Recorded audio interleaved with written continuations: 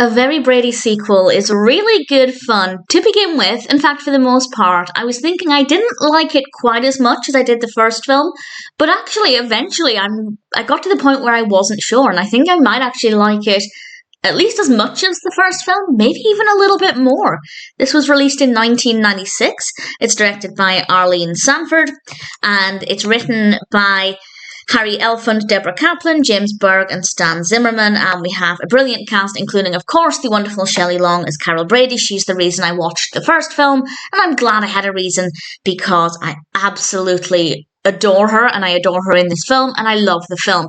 We also have Gary Cole as Mike Brady, Christopher Daniel Barnes as Greg, Christine Taylor as Marcia, Paul as Peter, Jennifer Elise Cox as Jan, and Jessie Lee Soffer as Bobby, and Olivia Hack as Cindy.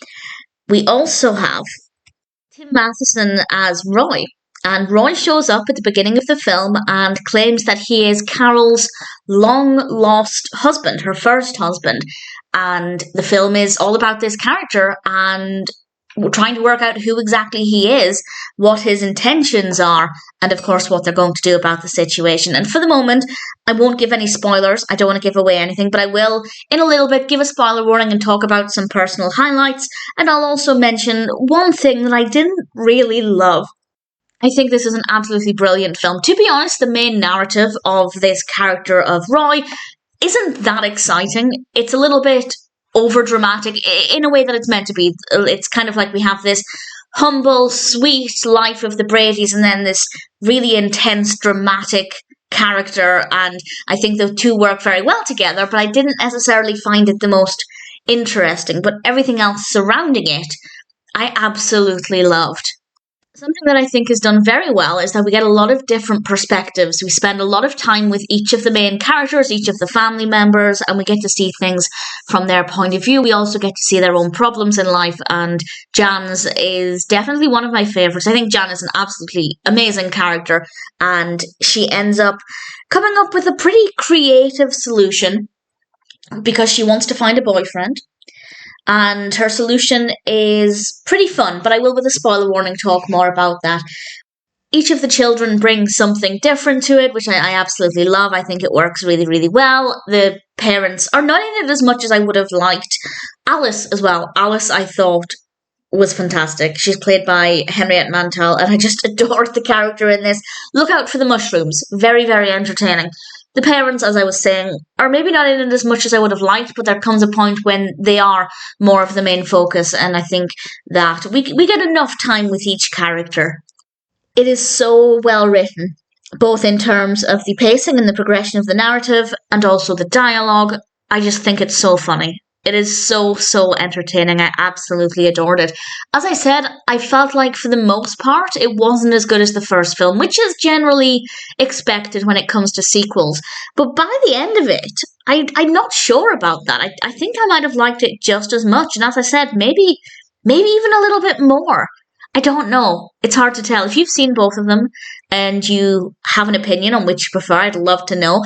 I do have the DVD for the third one, and I will, in due course, be able to hopefully rank all three of them. But for now, I'm very, very happy with A Very Brady sequel. It's an interesting enough narrative. As I said, I wasn't that invested in the story with Roy. I feel like the bits that interested me more was everything surrounding that.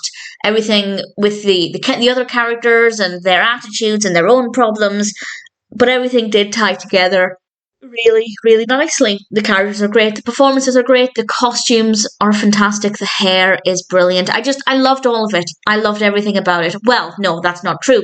There is one thing that I didn't love. So I will now, with a big spoiler warning, talk about one part of the narrative that was okay to begin with, but I think they went too far with it. And I'll also mention some highlights. So a couple of personal highlights. First of all, these are of course spoilers. I love George Glass. I love the scene in the restaurant or the cafe with the dummy of George Glass. I just thought it was really good fun. I loved the song on the airplane, but more importantly, I loved everybody's responses when the Bradys started singing. They're on the plane to Hawaii, They decide to have a sing-song. And it's a really great performance. We have some really fun choreography. It's really entertaining, but the passengers around them are giving them the most dirty looks, and they're so annoyed by this, which is just such a genuine reaction. And then somebody comes over on the tannoy asking the people who are singing and dancing in the aisles to get back in their seats and shut up, which I just loved because it's so genuine and such a believable response. And I just thought that was absolutely fantastic.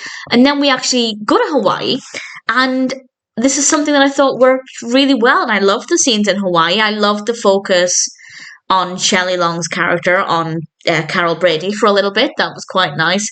And one of my favourite bits, and it's such a small thing, but it's when Mike, the father, said that clever Carol is leaving a trail for them so they can find her. And then it immediately cuts to Carol realising she must have accidentally dropped her yarn. It's such a small thing, but there are just so many little things that I think worked really well.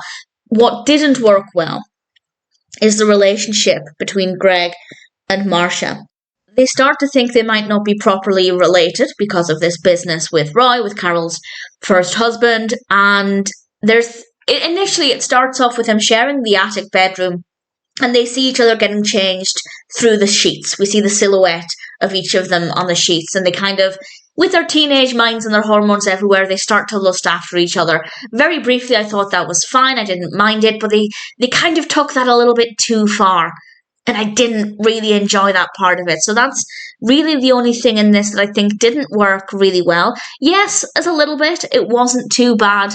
But as it went on, I think they just milked it for a lot more than it was worth. But aside from that, I thought A Very Brady sequel was an absolute delight.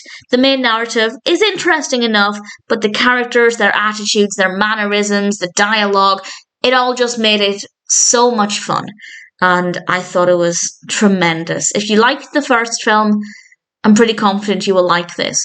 If you were not that bothered about the first film, but you think you might enjoy this, I'd say give it a go. As I said, I'm on the fence as to whether I liked this as much as the first film or even slightly more than. I genuinely don't know. But either way, I do know that I really thoroughly enjoyed it. A Very Brady sequel is tremendous fun, and of course, I am very happy to recommend it.